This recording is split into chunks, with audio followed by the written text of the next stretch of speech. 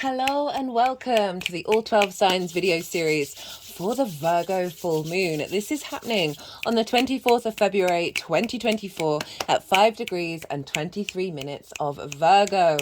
Right, I'm going to be reading for Sagittarius and Scorpio in this video. My name's Chloe, well hopefully, because they've been going on for a while, so I've had to split them up.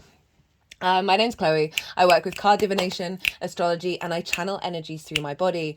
I've been channeling physical light language for nearly 3 years now. These are the hand movements that you see. And I've recently had a vocal light language activation. So these are still integrating all of that. These are drawing in energies from different dimensions to help us heal, help us clear stuck energy, and open up portals to source to get us in alignment with our soul's frequency by bringing in activation codes.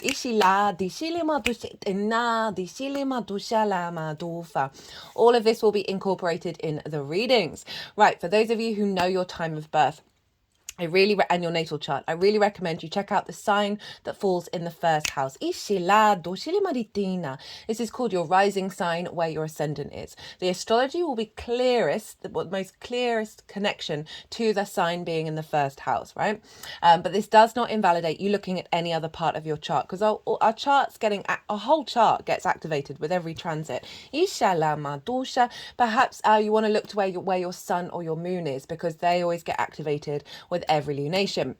Just look to where that sign falls in your natal chart, look to the house that it's in and the themes of the house, and apply those themes as well as whatever else you've got going on in that sign in your natal chart to the messages that come through. It's as if that sign has then now moved to the first house, but with all of the meaning of your natal chart, right? So I hope you enjoy these readings, and I'm going to keep this introduction short and sweet and get on with reading for Sagittarius.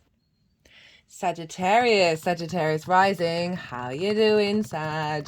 Right, for those of you who don't have Sagittarius in the first house in your natal chart, look to the house that it does fall in and look to the themes of that house. You want to apply those themes as well as whatever else you've got going on in Sagittarius. Say you've got Sagittarius over in the 6th house of how you work, your physical health and your routines, and your moon is there. So like your needs being met around the embodiment of work, your intuition around how to work and around your physical body.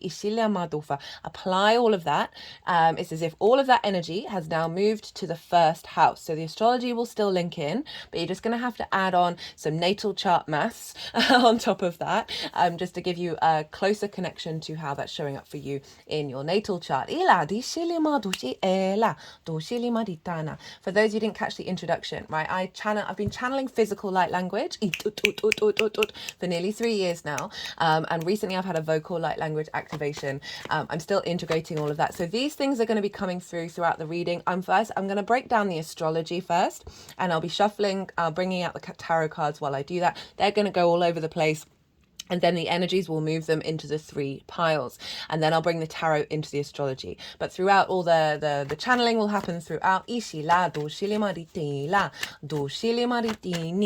Right, Sagittarius, regardless of whether Sagittarius is your rising sign, this moon is in Virgo, a fellow mutable sign. So this is a square, the energy of a square wherever Sagittarius falls in your chart. And so squares are an aspect of Mars. They are a hard aspect. They often involve a little bit more friction, a little bit more, some bit of challenges come in, but it's very powerful energy. Right, they can bring about conflict, drama, frustration, winning at all costs. It's a 90-degree angle. Push your fingers together, feel the power there, and that can be like butting heads. So you're both mutable signs, you both think you know how to do mutable, right? And so this is where the sort of conflict can show up. And so if these things do arise around a full moon, and full moons tend to activate this kind of sort of trigger energy as well, which I'll talk about a bit later. Bear that in mind about what is that trying to tell you, right? When is conflict important? When can you let it go? Are there ways of, through the friction, through the difficulties, being able to find new ways of working together? And often drama needs to kick off, because sometimes we're holding on to old frequencies that don't serve us, right? And sometimes they can have to get a bit dramatic in order for them to be released. Now the other side of a square is high manifestation on the 3D realm, and this is because it's about friction, movement, motivation. Without friction, atoms wouldn't rub up against one another, creating 3D linear time and space, this dimension that we're very consciously aware that we're in. So this is bringing in manifestation into the 3D world. It's very much a building energy. And so big energy, big square energy showing up for you, Sagittarius.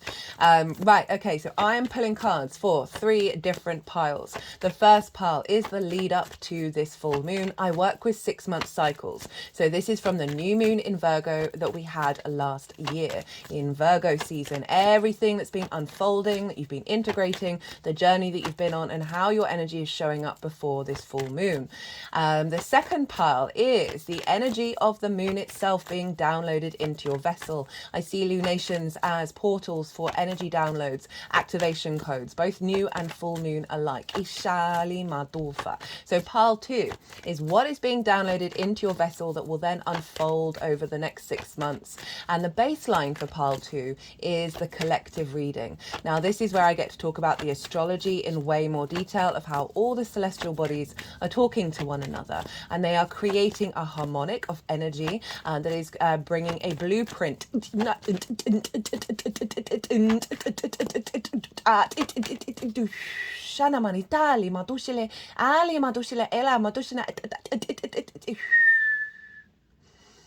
into being. Right, so I have 3 main guides working with me in terms of the vocal light language at the moment, and you just heard 2 of them.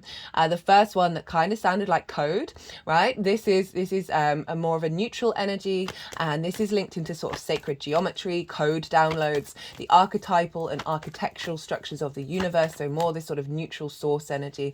And the other one was the feminine yin energy that's more ethereal, and it's linked into healing and attunement. And what felt like with that one is it's a combination of bringing in that blueprint and attuning it to your vessel,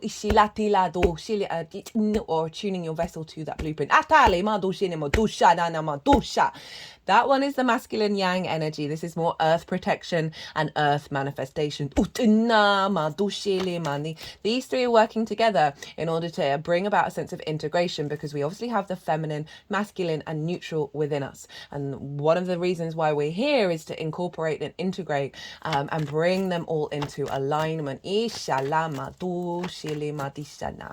these 3 energies are working together to help facilitate that, amongst many other things.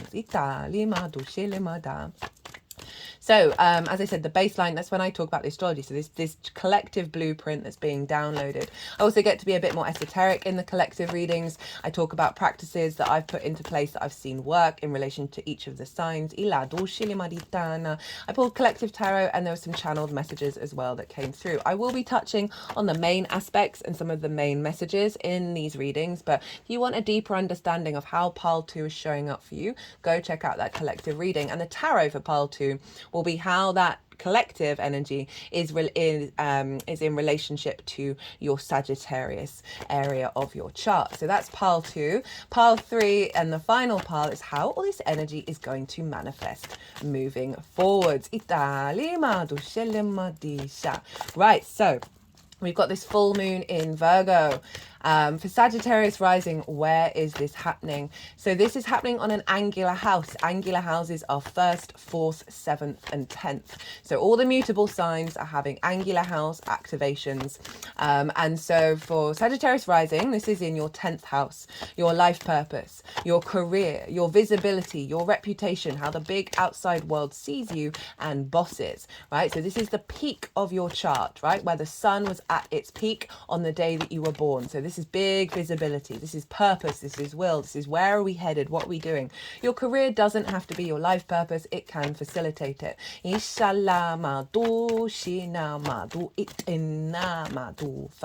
this is squaring your ascendant. And your ascendant is your embodiment of self, right? Through, it depends if you, right. So it's either your sun or your moon is guiding your ascendant, right? And so it all depends if you've got a day or a night chart, which luminary is the captain of your vessel.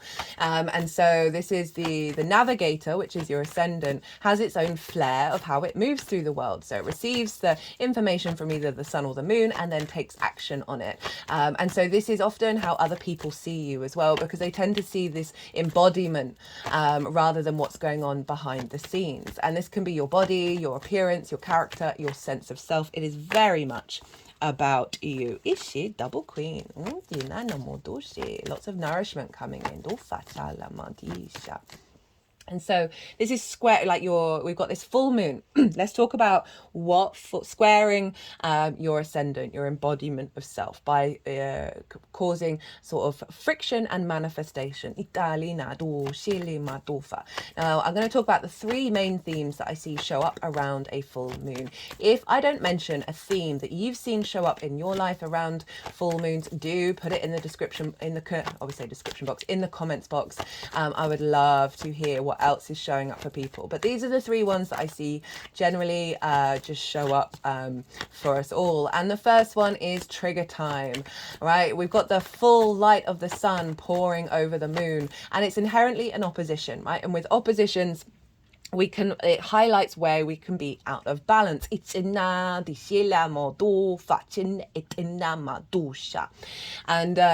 so this can be trigger time because often we're like howling at the moon. The collective gets a bit rowdy around a full moon because it's big, potent energy, because the full light of the sun, our conscious, our will, our purpose, our animation, our visibility is pouring over the whole of the moon, which is our unconscious, our intuition, our emotional body. Where are our needs being met or not being met? How do we nourish ourselves and others? And so the triggers around this can show up, right? And this can this is an offering from the sun and the moon.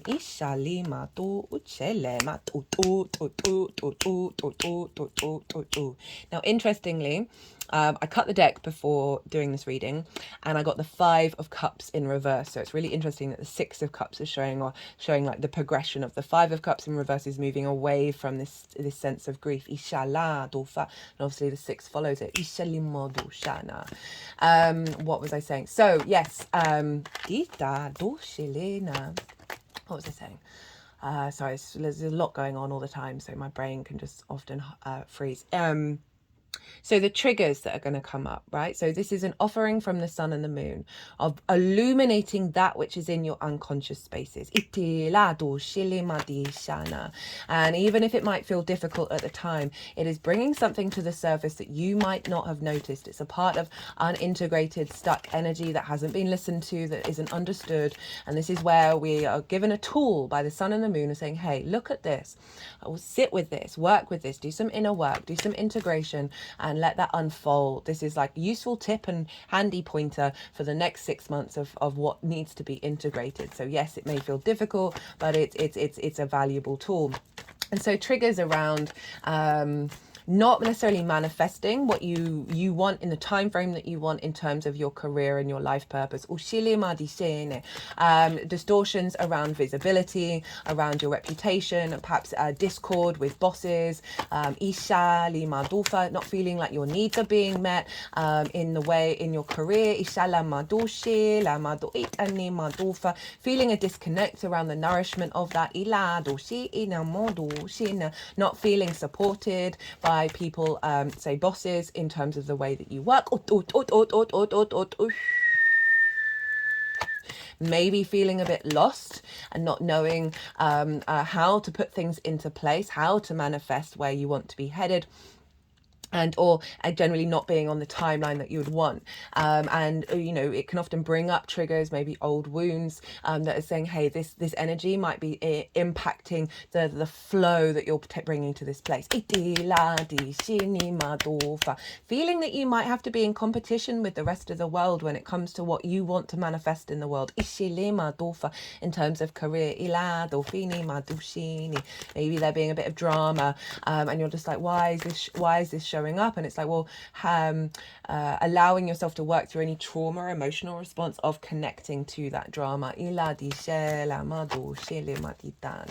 So these are the kind of things that can show up, perhaps not people not recognizing your embodiment of the work that you do.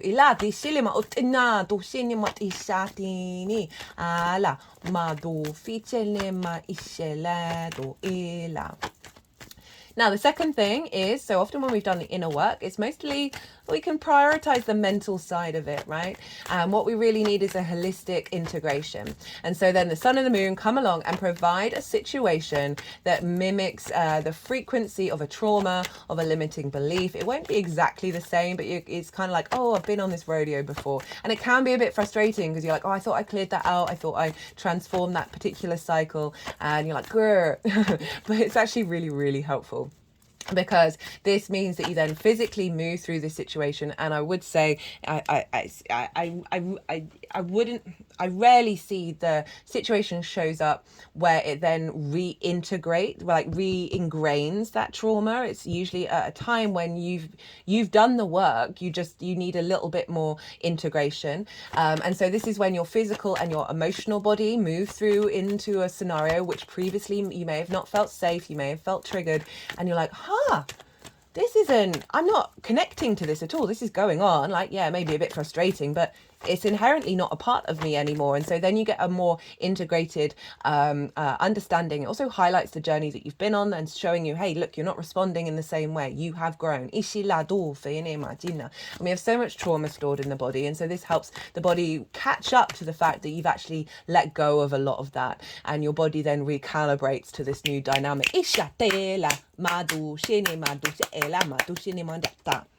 Now, so this is very much connected to the last cycle that we had with the Leo and energy, right? So that Leo full moon that we just had saw across the board these kind of situations showing up. And this is because Venus was retrograde at the time of the new moon in Leo. And so that retrograde cycle was imprinted in the lunation cycle. And we saw a closing out of a lot of old dynamics that we've been working on with that Venus retrograde, getting more independent, more self-love, Leo rules the heart, more honoring your own light and not letting that get distorted. And saw so many things across the board where situations were showing up that would have previously triggered that heart space, previously triggered the diminishing of your light, and just generally across the board, people like, cool story, bro. This has got nothing to do with me, right? Lots of other things happened with that full moon as well, but that was one that I saw really loudly because you're closing up that cycle, the tendrils of that Venus retrograde. Now we have a very similar thing with this Virgo cycle because the Virgo new moon, Mercury was retrograde in the sign of Virgo at the time of the new moon. So that was imprinted in this lunation cycle. So we're closing out some old patterns and strengthening the activation that we had with that Virgo Mercury retrograde. Now,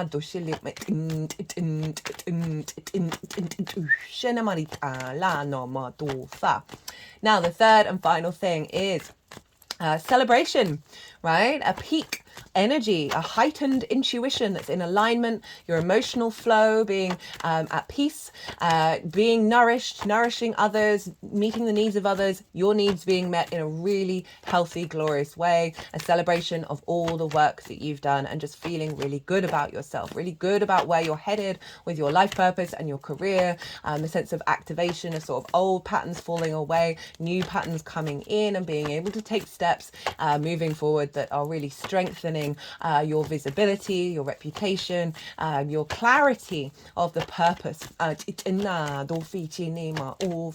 this lifetime. So those are the three things that I see.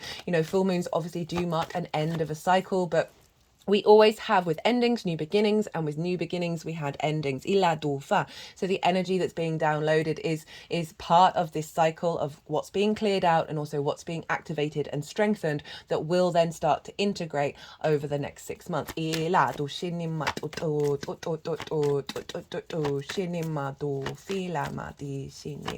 I'm thinking about those trigger situations that aren't bothering you, of like perhaps things haven't moved in the way that you would have wanted them to, and you're you're no longer getting rocked by that. You're still like, well, I'm still going to focus on what brings me joy, what helps, what moves me to move through the world, of not necessarily, if you're not getting the visibility of being like, well, it's not actually dimming how I see myself. So it's not impacting your embodiment. We're also getting a strong activation code of that building energy of things coming into manifestation.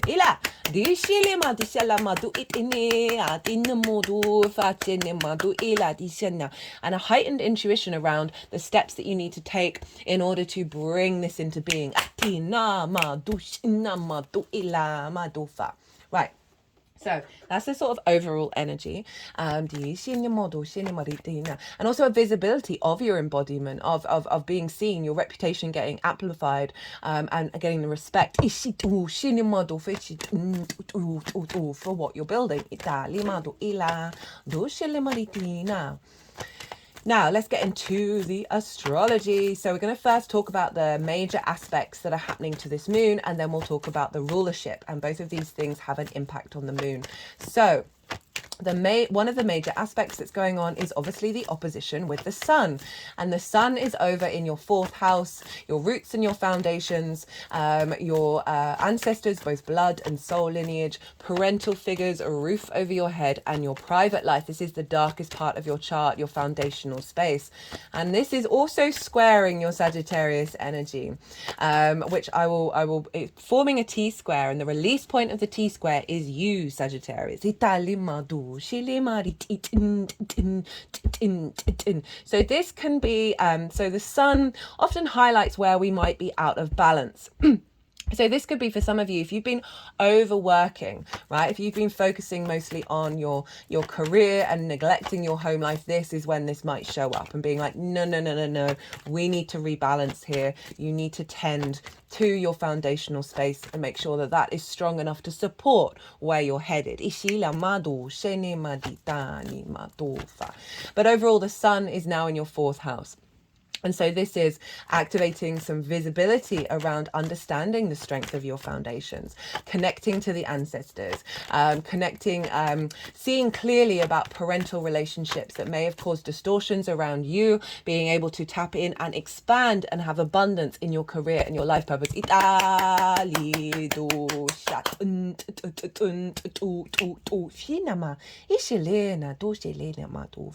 doing some work around the heart space.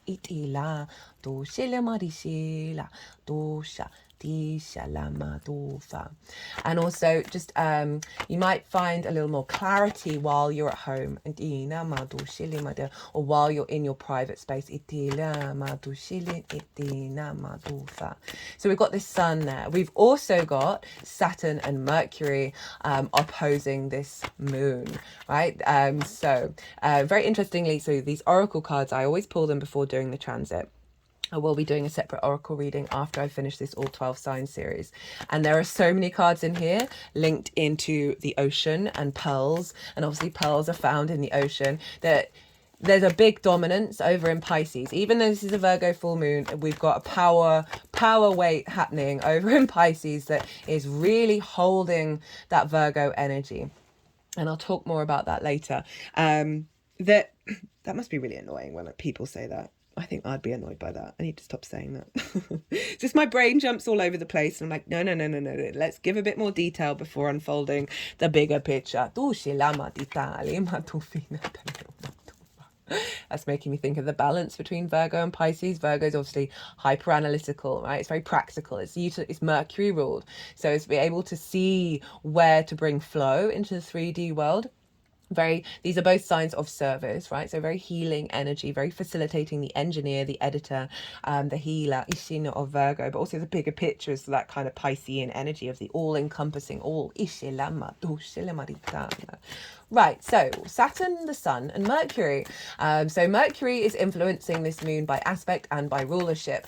And Saturn, the overall message I find with Saturn in Pisces is bringing structuring magic, right? So Pisces is very fluky, magical, synchronistic energy. It is the all-encompassing emotional body. It's all the memories, the power of the information within all of that Itali Madufa. But it's very curveball energy. It's very not necessarily the rational and the logical. It is the mystical. And Saturn is giving structure to that. And Saturn is bringing in a sense of dedication, of commitment to your foundational space, connections to the ancestors, and your legacy of your foundations, right? Sagittarius, your place, heavy Sagittarius placements or mutable rising signs. I really recommend checking out. I've done 3 transits for Saturn in Pisces. The first one is still very relevant because in that I talk about Saturn being in Pisces, Saturn with Neptune, Saturn and Jupiter in the introductions, and also the Sagittarius rising video. I talk more about the meaning of Saturn in the 4th house, right? It's an angular house. These are PowerPoints. And so Saturn, and it's a hard aspect to your Sagittarius energy. So it can be a bit more disruptive and a bit more difficult. And so this, Saturn's a wonderful energy, but there are difficulties there. So maybe go check that out if you might be struggling a little bit, to give a bit more perspective that this is a transit. By the end of it, you're going to feel so much stronger within yourself. The 3rd transit, it's all in their own playlist. The 3rd transit is the one that's live from when Saturn went direct to, and this will take us up to the end of June. So Saturn is giving structure. It can pull down old foundations that won't last the test of time. It is mature. It's about commitment, responsibility, a legacy, and integrity. And combined with the sun, our vision, our purpose, our animation, and the Mercury, right? So Mercury is the messenger of the gods. This is about how we collect information and how that's how that information comes out as well, and Mercury's deemed to be in its fall in Pisces based on the Hellenistic principles, which is the fundamentals of what I work with in terms of astrology, but I also like poking holes in it, right? And I work with my own intuition.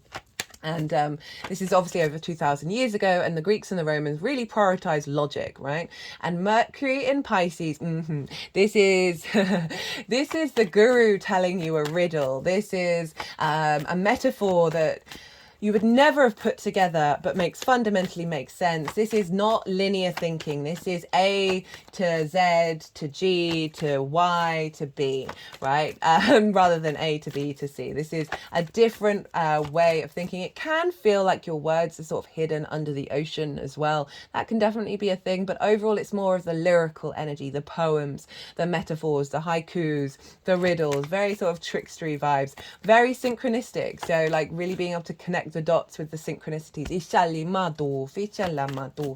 So we've got Saturn making your legacy real with the vision of the sun, the clarity, and Mercury being able to connect the dots that are behind the scenes, right? The unknown, the untangible, the unrealistic, right? Outside of the limitations. So we're bringing in new perspectives that are beyond our rational spaces. And this is bubbling up from your foundational space. So a new vision when it comes to the strength of who you are, getting support from your ancestors, feeling more connected with your integrity and your commitment to that foundational space that, as I said, is strengthening what's going on, what's being activated in terms of the next development with your life purpose.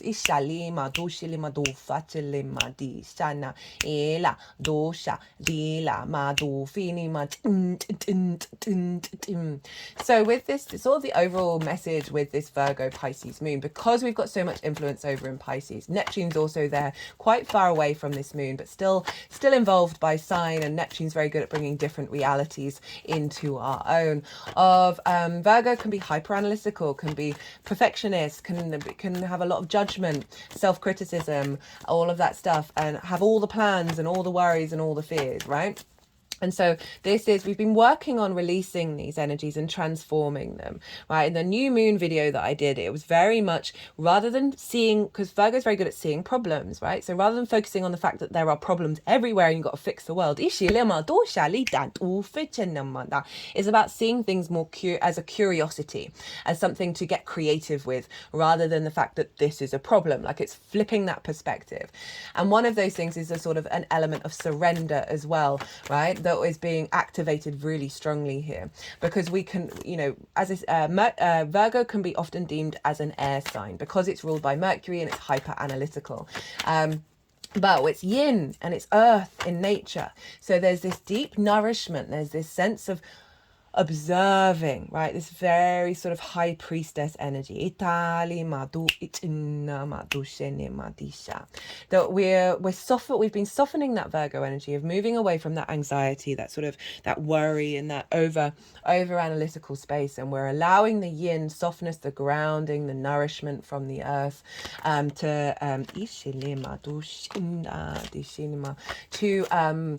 we can observe in different ways. We can observe and let things unfold. So there's an element of observing based on your core energy rather than the details of things, of figuring out, okay, do a list, do all the details, and then work out, okay, what do these things have in common? How can you break this down into core principles? And then allow your observation to see how those core principles unfold. And there's an element of surrender here, which is that Piscean energy. And when we surrender, we set the intention and then we surrender. We're not having to worry about doing all the things. That then the universe will often come in and co-create with you and bring in possibilities beyond your rational mind. So this is what's going on here. You're accessing a higher level of the magic of Pisces that's facilitating this being brought into the 3D realm.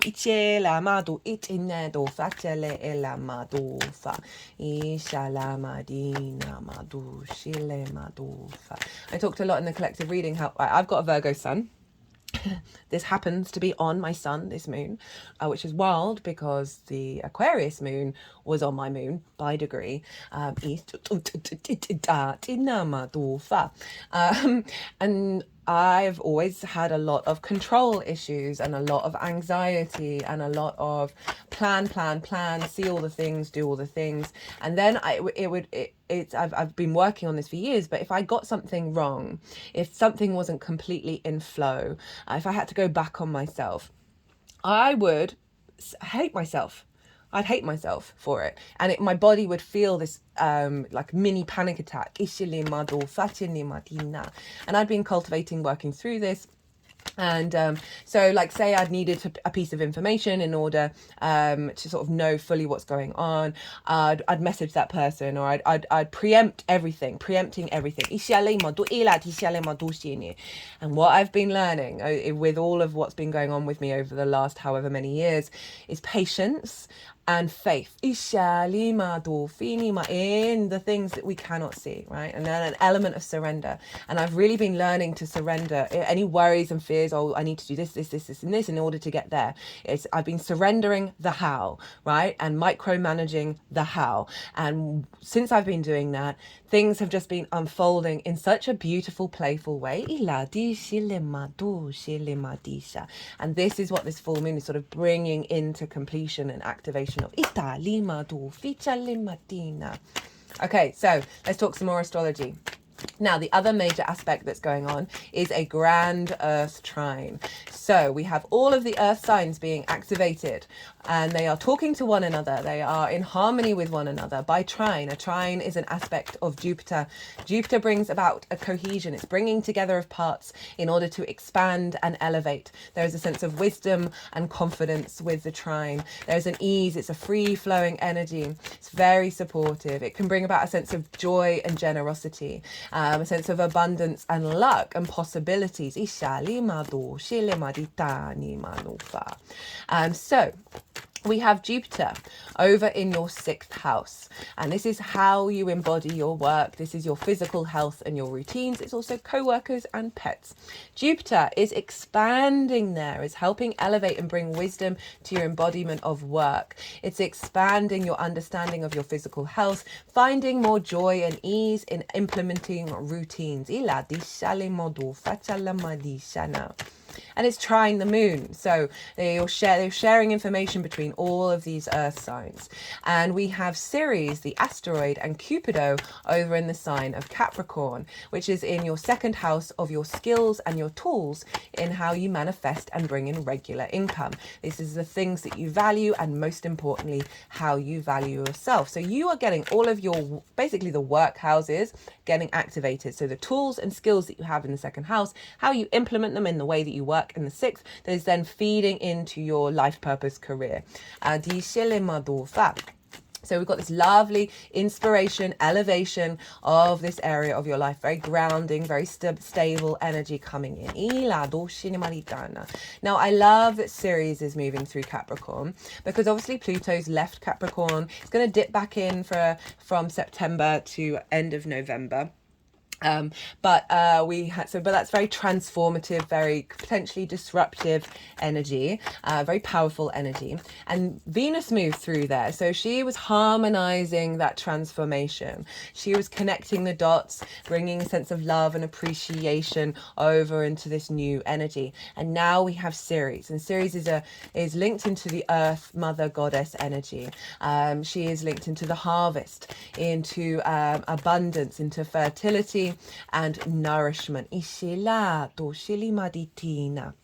So your sense of value, of how you value yourself, everything else stems from that. When we have a distorted sense, I'm just going to pause. I've got a bit of a tickle at the moment. I meant tickle in my throat, not just feeling ticklish all over. So there's a sense of the more that you honor yourself in knowing your own value and not allowing that to be distorted, the more you're able to harness your skills and your tools, and the more that you recalibrate your value system that's in alignment with your value, right? And your worth. So now Ceres is moving through there, giving a sense of nourishment to all of this energy, right? Nourishing your connection to your skills and your tools, nourishing your sense of value, bringing the harvest in.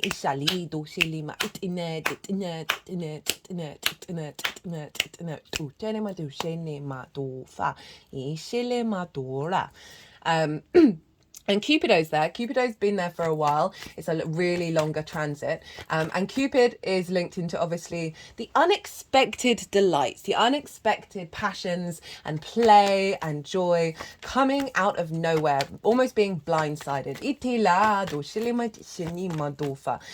So, we never know where Cupid's arrow, I keep getting that round the wrong way. We never know where Cupid's arrow is going to land. And so this is activating through this wisdom, this elevation, this expansion, more play and joy and nourishment in your understanding of your value, and therefore the skills and tools that you have to manifest in the world, your embodiment of it, finding the wisdom of utilizing this nourishment with Jupiter. And this is all feeding into this moon of bringing in a higher frequency around how you tap in to where you're headed and your visibility.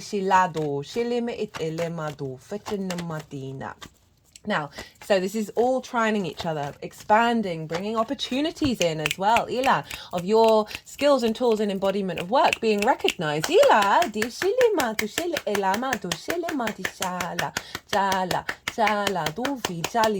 Of being more visible, which can bring about activations around career and life purpose. Now, what else is going on? So we have Jupiter, Ceres, and Cupido, they are sextiling the Sun, Saturn, and Mercury. A sextile is an aspect of Venus, a very harmonious aspect, right? Connecting the dots, harmonizing, bringing diplomacy, creation energy, creativity, love, appreciation, and value, right? So this is feeding into the Sun and the Moon, into your foundational space of you really realizing how strong you are. And you valuing how you work. And that's harmonizing your home space, right? Harmonizing the clarity that you find at home.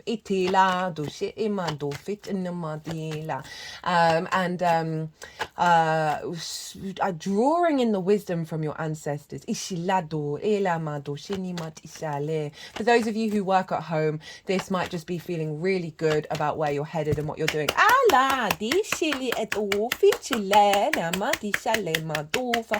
finding more inspiration as we then move forward, because this is the imprint that's going to be flavoring this area of our chart over the next 6 months. So really inspirational, very creative energy that's propelling you forward in terms of your life purpose. And this is forming a kite.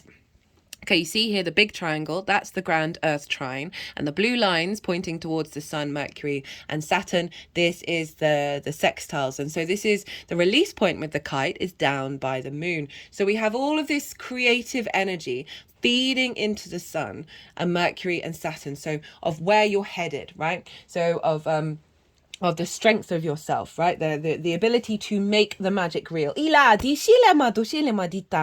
then this is pinging over to the moon.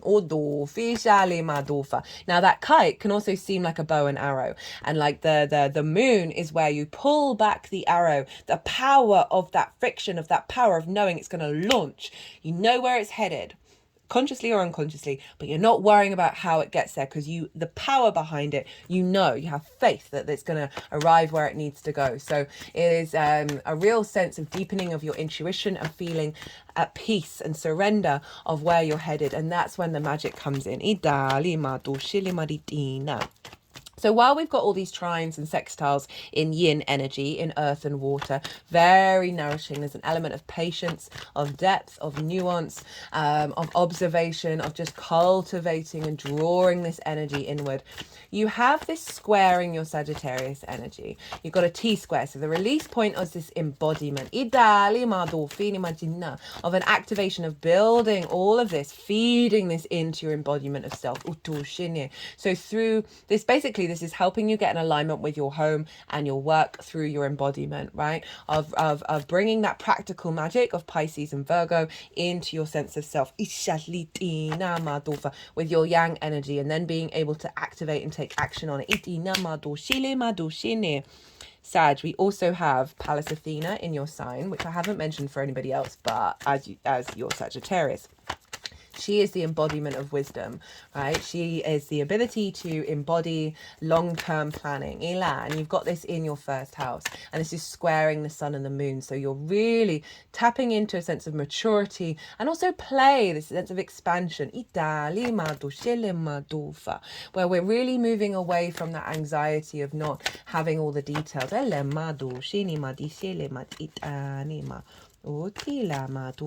Okay, so let's talk about rulership. So Mercury rules Virgo, and whatever's going on with the ruler of a sign is influencing the signs that it rules. So Mercury is influencing, as I said, by aspect and by rulership. So this is why we've got big Pisces energy flowing into this moon. So we've talked about that fourth house Mercury. Now Jupiter rules not only you Sag, but also Pisces traditionally. So Jupiter is influencing Pisces as well as you. And Jupiter's, we've already talked about Jupiter. So Jupiter's also influencing by aspect and by rulership.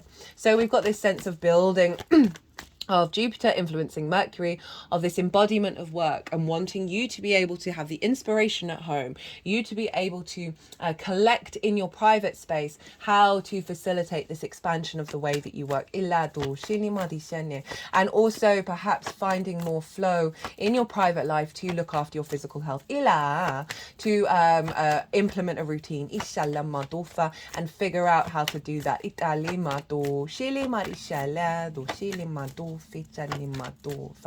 Now Taurus is ruled by Venus, so we want to look to where Venus is, and Venus is over in the sign of Aquarius, in your third house, in the house of the goddess. This is where we bring our big picture philosophies into our day-to-day. We find meaning in our day-to-day. This is your environmental energy. It is linked into your local community, and it's also communication in general. Everything is communication, information transfer. It's the lens in which you communicate through.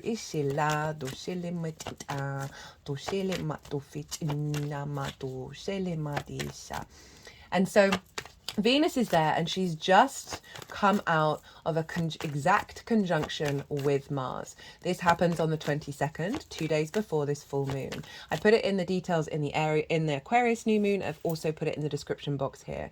And so this happens roughly every 2 years, and the last time it happened was in the sign of Capricorn. And so this is the alignment of the feminine and the masculine on a personal level, right? Our motivation, our drive, and our passion, along with how we connect to it through love and creativity, right? So we're aligning these energies, and they're all still very much in close conjunction with each other at the time of this full moon. And they are also in conjunction with Pluto. If you haven't seen the Pluto in Aquarius transit series, I do recommend it. Now, Pluto for me is inherently a neutral energy. It's creation and destruction, and these things they are what they are, right? We apply meaning to them. It's a very transformative energy. And so we've got the neutral, the feminine, and the masculine all in alignment in the way that you express yourself, right? The clarity in which you very egalitarian energy, right? Very universal truth is the lens in which you're able to communicate. And this is also activating, as I said, an alignment with your environment, right? Of bringing it in alignment with your soul's frequency.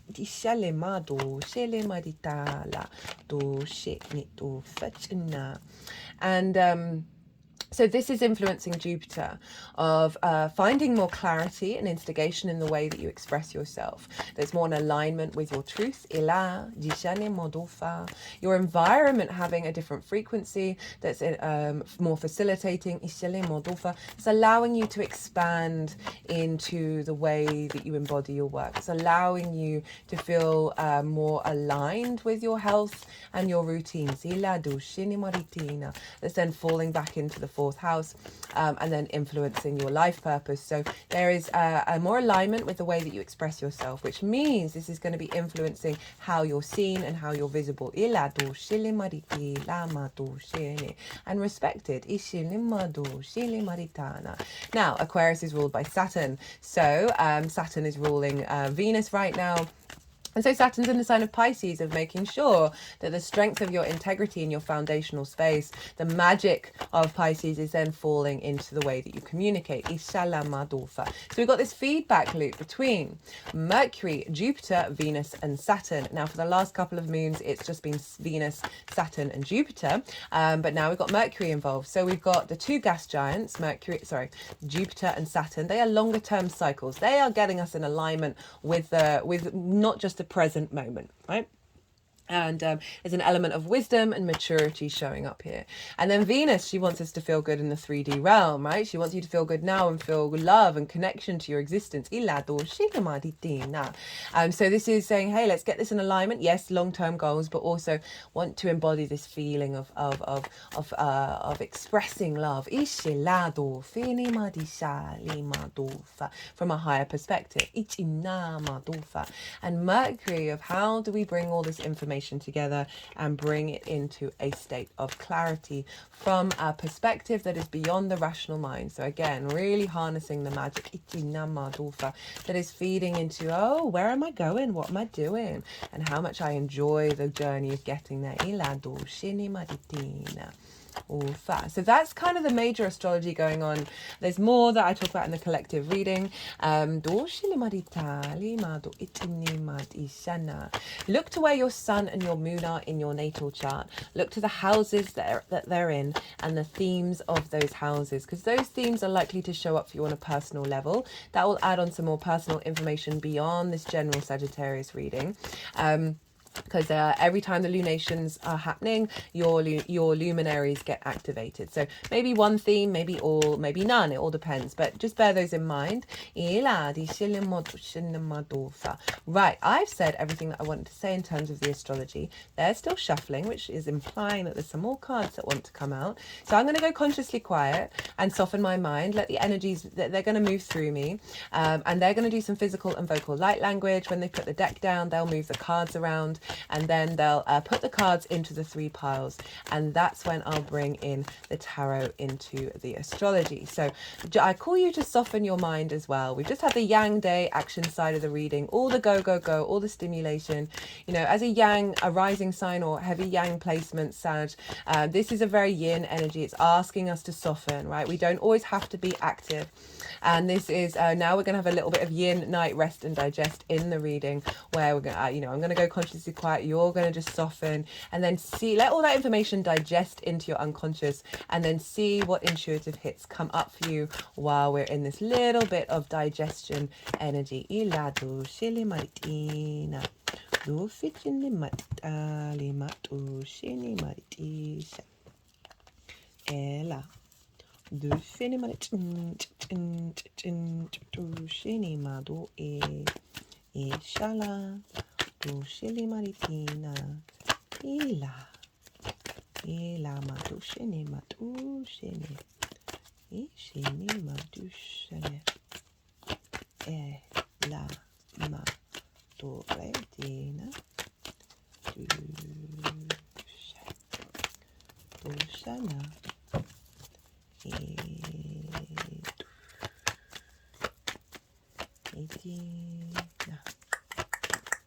itina madushane madushane dushina da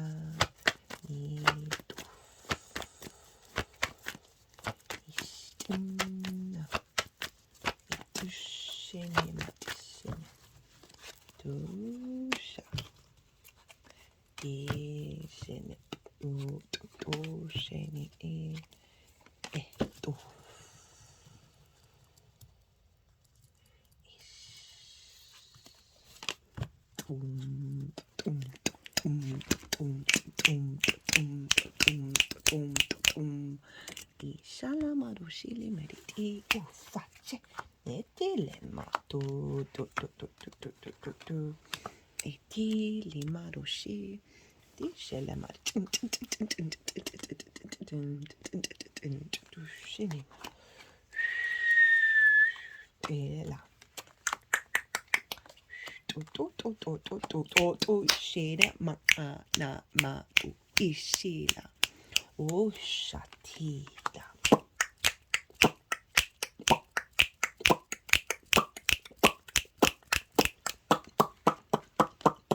Never done that before.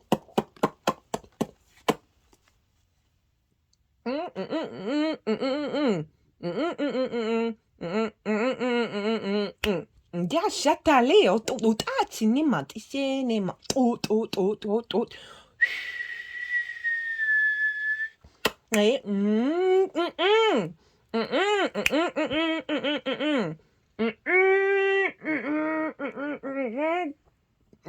Jadi shout you cinema you cinema cinema you cinema I've never done that before. Isilama disalim. I'll explain what's just been going on. Isilama dis et anom office. Cinema di tatanama isa ela isinamo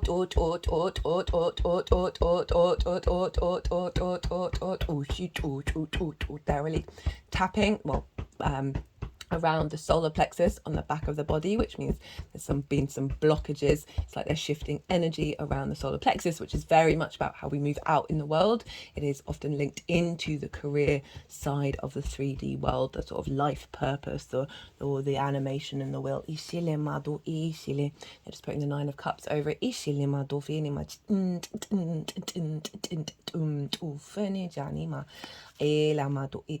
got the 8 of Swords over the heart space. In reverse.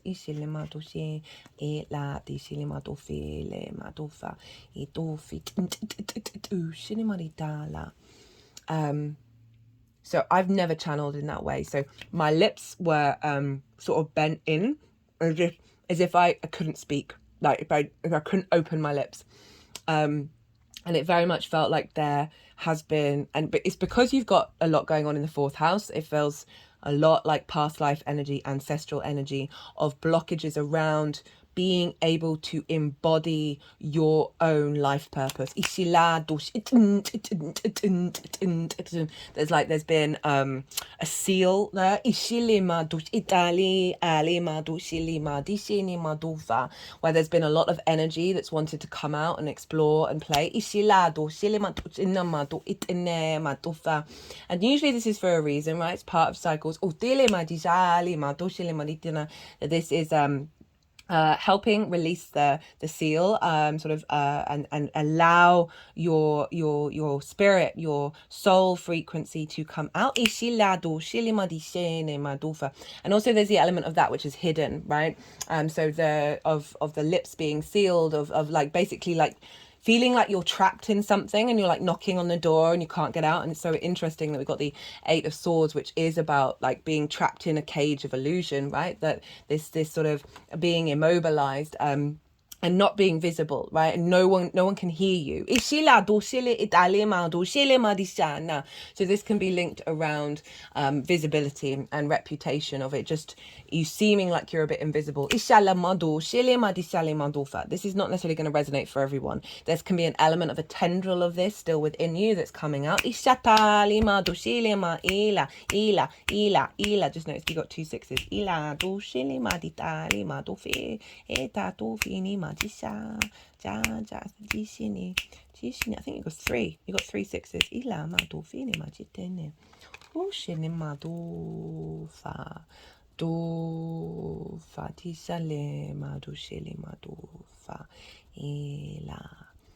They're just moving this over the throat chakra. Just had an energy release, bringing harmony to the truth of your soul. Because so often with the 10th house, we can be a bit confused by it. We don't necessarily know what that means to us, right? It can be quite hard to make up our mind about certain things, and and there can be anxiety and worry about all the plans and steps you've got to take in order to do it. And this is really allowing a softness to come in and really allowing the sort of to tap more into the feeling of nourishment and healing, of being healed, and then seeing how this unfolds. That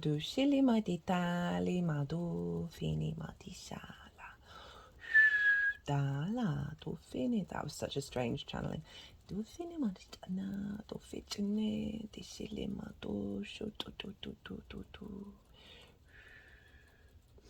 Can also be any blockages around connecting to your guides and your ancestors, because we have so many energies hanging around helping, facilitating, right? And they're all different versions of everything, and it's complicated, right? But they're there, and sometimes we don't see that, and it's almost like they're banging. They've got things, energy and frequencies to transmit that hasn't been able to get through to help you reconnect to your soul. The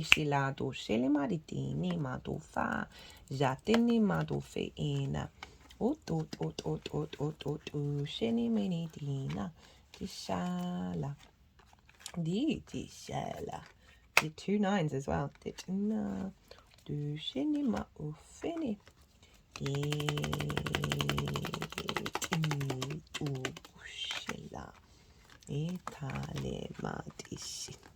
Really liking what's going on here.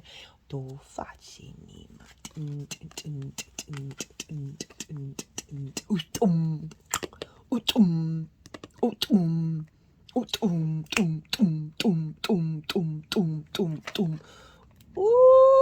didn't even clock that. They're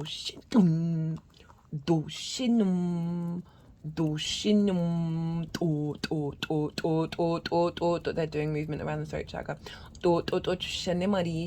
Think of, Venus, what's going on in the Aquarius area of your chart, of how to communicate. For some of you, this can be activating channeling.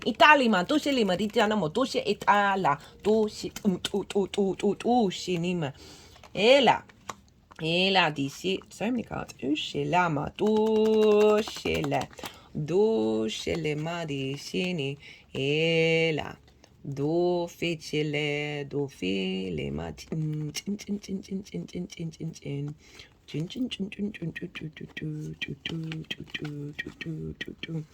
Di sini, di shela, di silima, di di shelema, di sini, shelema di tila, di sini, itu fina, itini matuf, shila, dufa. Itila,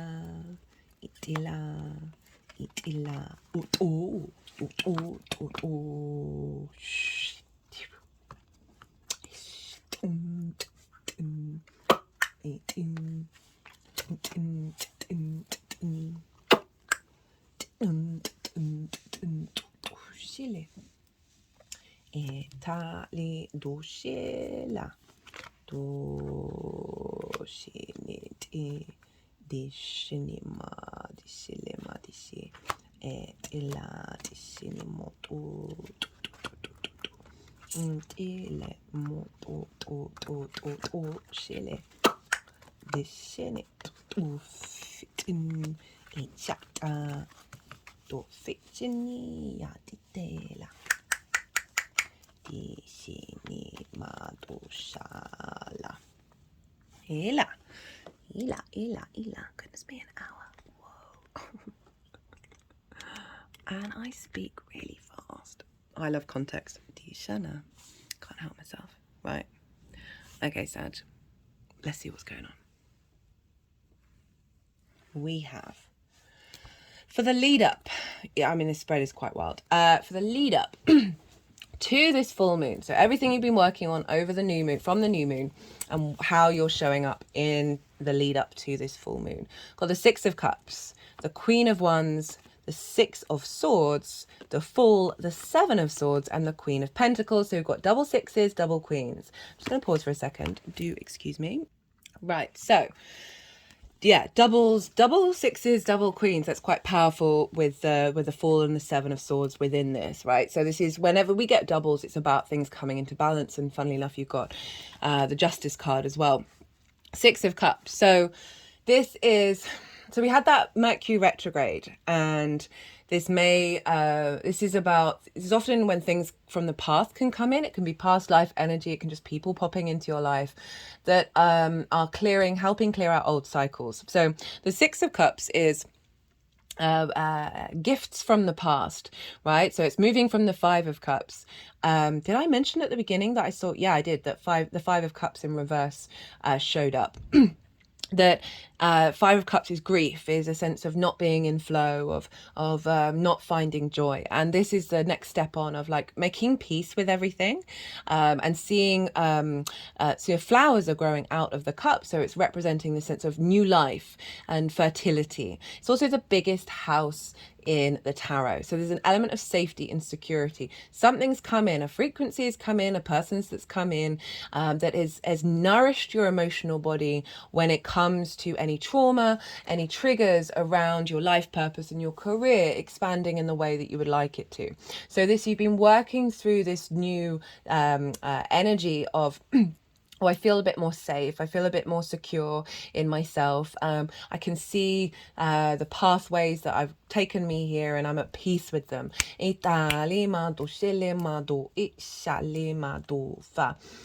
this also can be activating new soul family.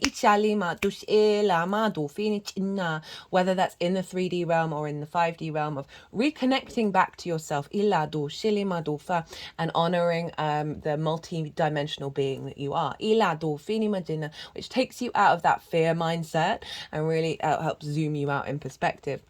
We got it with the Queen of Wands. So this is queens nourish, they nurture, they bring observation, depth, nuance, an element of strategy, very yin energy, the observer.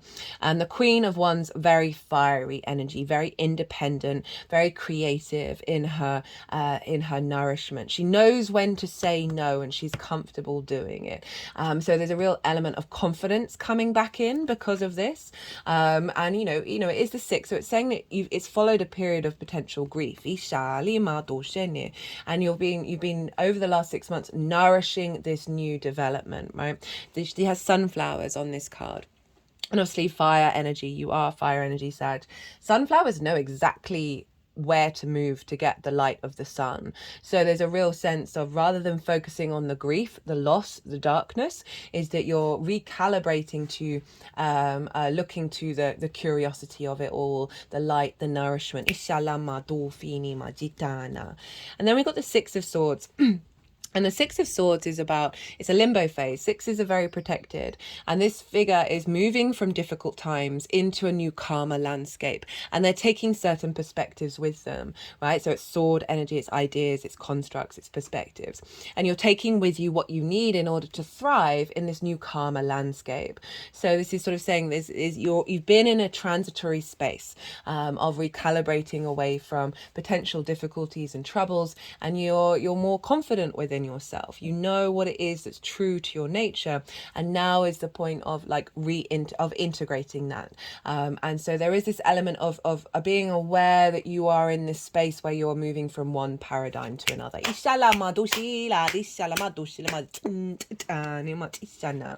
we've got the Fool, which is saying, this moving from this space, you're then embodying this very heart orientated energy. The Fool, its chest is the first thing out into the world, right? That heart energy is almost there's a naivety to the Fool, but it's actually deep wisdom. You see the mountains in the background, they represent a higher perspective. The sun is beaming at their back, healing and moving them forwards. They are leaving the village, they are going out to explore and enjoy the world, right?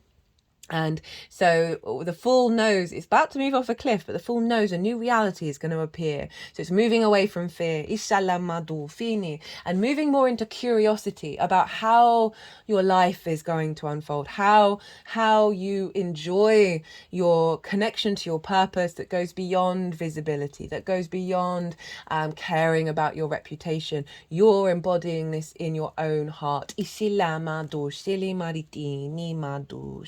It's not to say that those things don't come in, but the more that we're fully centered within ourselves, and the more that we then bring that sense of connection and back towards us. We've got the Seven of Swords with the Queen of Pentacles. Now, the Seven of Swords gets a bad rep. Don't really know why. It's all about, oh, someone's going to steal something from you. There's going to be some treachery. But it's in the traditional Rider-Waite. The card is bright yellow and it's linked into the sun, right? Positive card. And this figure has gone to the other encampment to steal away the weapons in order to stop the war. Wants to bring about peace. And it's stealing the Five of Swords. For me, the Five of Swords fundamentally is one of the most complex, difficult cards that represent the human condition in the tarot. And this is about the sense of something being having domination over you and bullying you that's actually creating heart disease, right? And this figure is thinking differently, and it's not going into conflict. It is moving into peace and balance with those Two of Swords.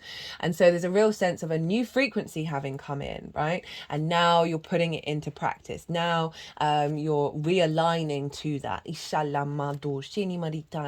So there may have been some traumas and triggers around conflict, right? So if you're thinking about what I was getting with the lips and not the words not coming out, and your ancestors in the fourth, and the 10th being about bosses, right? This can be in the 3D, 5D, all the Ds. This sense of authority over you, of not being heard, and it like being bullied, and confined into certain trajectories. This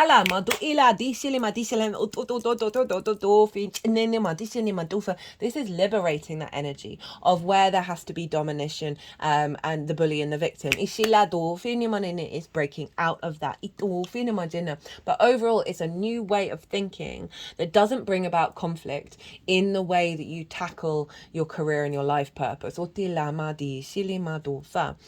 Queen of Pentacles, so again, more nourishment. This is on the earthly plane, very Virgo and energy, very good at tending and nourishing and nurturing what's bringing you abundance, right? So this is very much cultivation energy, bit limbo, nourishment, development.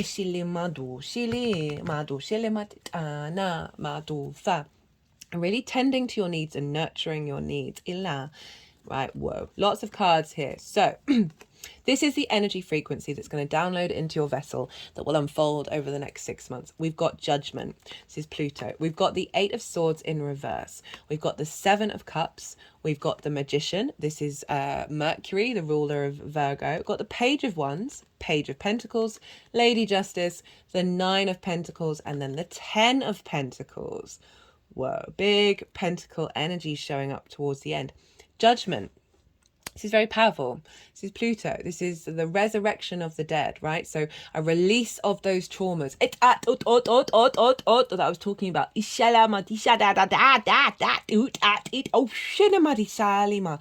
So I feel it's brought a sense of cloudiness. And the motivation to take action, because there may be limiting beliefs that have been blocking that.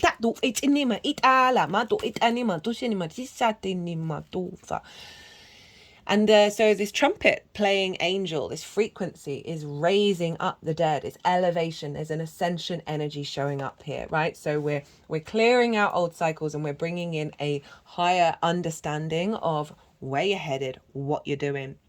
Right, for those of you like, well, I don't have any limitations. I feel like I'm fully flourishing in my career. Often this can also mean like the tendrils, the very subtle energy that we may have cleared a lot of the layers, but like these are the roots that are deep in the ground that are still, even though you think you've cleared it out, it's still going to bring up that thing that's growing that you don't really want around. So this can highlight those little tendrils that show up. After Judgment, we have liberation from cages of limitations. So this is about illusion, about how we have we trap ourselves in mental constructs, in mental ideas, spells, that fundamentally we can get out of. And this is in reverse. We're saying those cages, those limitations, those illusions are falling away, allowing you to hope and dream again, allowing you to fantasize, to explore the multitude of possibilities and connect to them on emotional levels, right? So really, as I said, this energy is taking us beyond the rational limitations that we may conscribe to our ability to expand in this world. Inshallah. And this card showing up is saying, we're breaking out of those structures, right? This is also the channeling card. Ishili for me. We're all channelers. We just do it in very different ways of activating your co-creation with the universe, with your channeling messages through and embodying that in your work. And then we've got the Magician. So this is manifestation energy. This is your very yang energy of knowing what actions to take in order to manifest in the world. This is very, very powerful energy of what's coming through is a clearing and a raising up of your frequency that's then allowing you to put this into practice. And it's not, the Magician doesn't control, right? It observes the resources that it has around it and is able to utilize those in order to create magic. Very powerful to show up in the 10th house of you being in your energy of creation, in manifestation. With the two pages, Page of Wands, Page of Pentacles. So this is pages are very excitable, they're very youthful. This can be new opportunities coming in based on this frequency, as well as your ability to pick up the signs and symbols and synchronicities that you draw you to the alignment of your life purpose. Messages coming through in order to as I say, provide more perspectives to help broaden your understanding of where you're headed.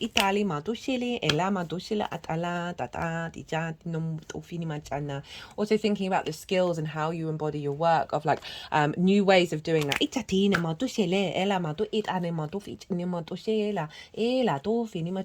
But after the Magician, it's like, after the act of manifestation, then sort of surrender and allow the messages to come in, allow the pages to come towards you and show you messages of it manifesting.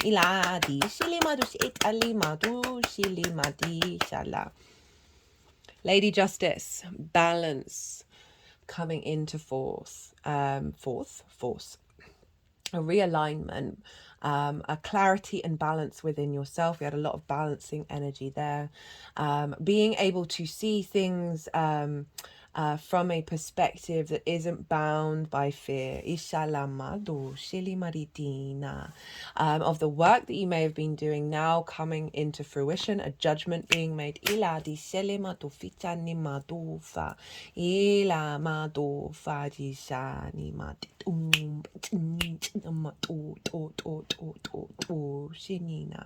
Karmic situations and opportunities showing up. As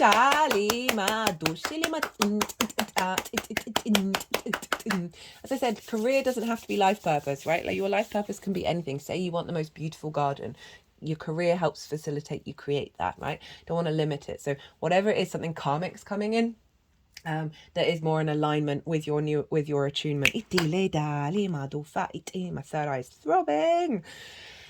9 of Pentacles, 10 of Pentacles. Whoa. So 9 of Pentacles, very independent energy. This figure knows that the actions they need to take in order to bring about long-term abundance and joy in the 3D realm. 10 of Pentacles is legacy energy.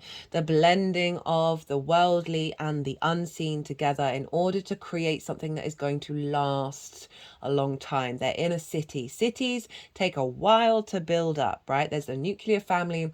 There's the elder gentleman with the esoteric symbols on their cloak. This is the blending of the magic and the real.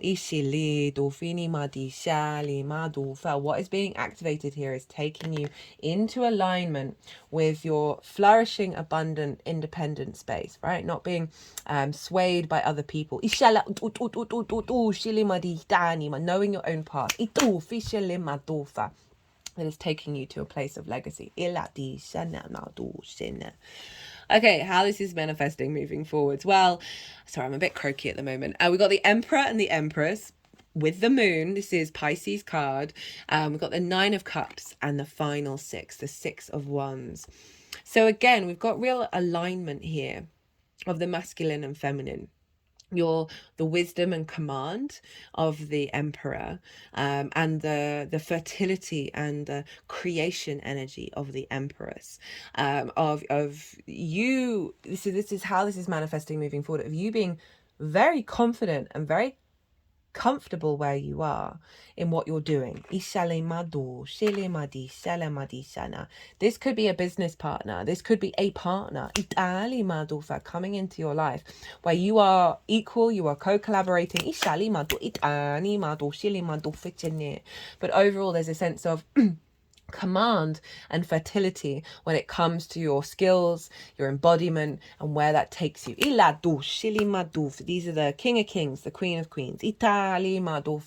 Very much a strong position. With the moon. So this is bringing in this intuition, this sensitivity, this psychic ability, right? Of knowing where to ebb and flow, and what is illuminated. This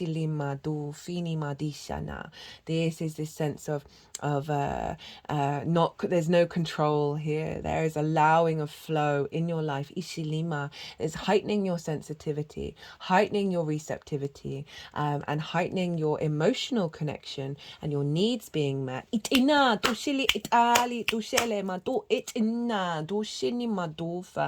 also having spidey sense about what steps to take in the future.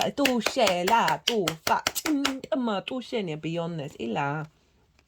Got the 9 of Cups and the 6 of Wands. So the 9 of Cups is emotional, internal contentment, right? Gratitude, a sense of inner abundance. It can be the genie in the bottle, the wish fulfillment. So this may be an element of what's unfolding. There'll be an element of part of that journey of coming true. It might not be the whole thing, but it might just be one thing. But generally, I like to focus on how this is how you're feeling about where you're headed and what you're doing and how you're connected to your purpose. You're feeling very connected to it, very in a state of abundance rather than a state of scarcity. And there's recognition coming up here, right? The 6 of Wands, this figure has gone out and done a thing, and that thing is something that needed to be done. And now they're going off and having a feast. They're being celebrated. There's the victory wreath. So there's something about you having, over the next 6 months, you going out and doing things, you focusing and building on the 10th house, that is then going to be received by things other than yourself. So this can be in the multidimensional sphere, as well as in the 3D. And so it's really bringing about a sense of like, it's not just all hard work. There's gonna be some celebration, there's gonna be some recognition, and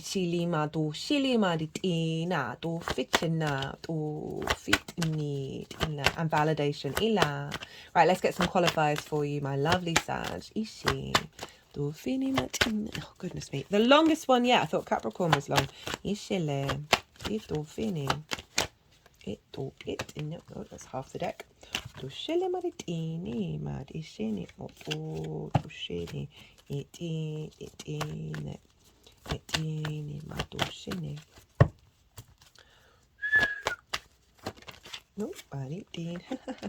sun.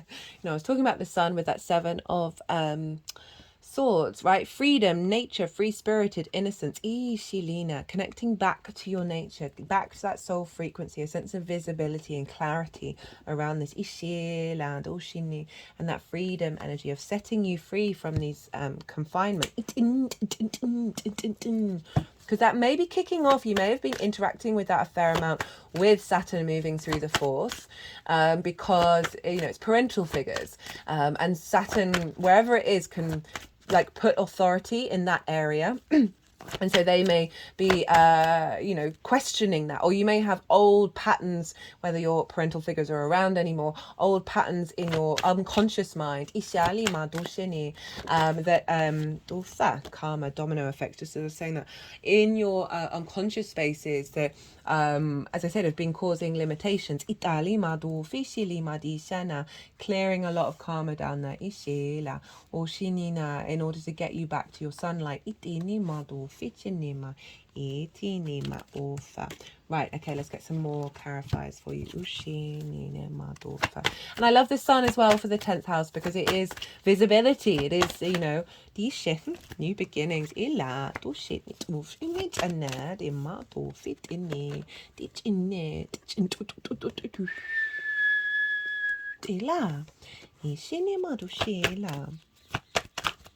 Because I always talk about, like, it's always best to operate from a place of not seeking things from the outside world, because it's representing an element of you're not complete, you're not whole. And the more that we cultivate this sense of wholeness within ourselves, actually then brings in more flow, right? So it's not, it's really hard to like not be like, oh, I don't want to be seen, I don't want to be visible, I don't want to be recognized, because that is a fundamental part of our psyche, right? But it's being more at peace when we're not, and not letting it diminish who we are and what it is that we do. Doesn't mean that we don't want it, doesn't mean that it isn't lovely, but it's more about how we respond when we don't get it, right? Not denying it ever happening. So I really like that the sun has shown up, because it is saying that there is going to be one, more clarity, but also more visibility.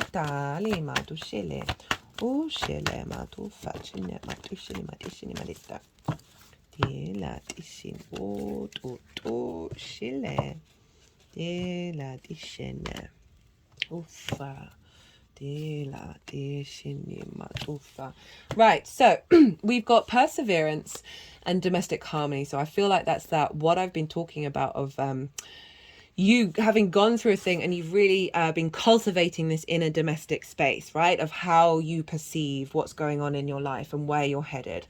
And that's really brought in a sense of deep nourishment into your life.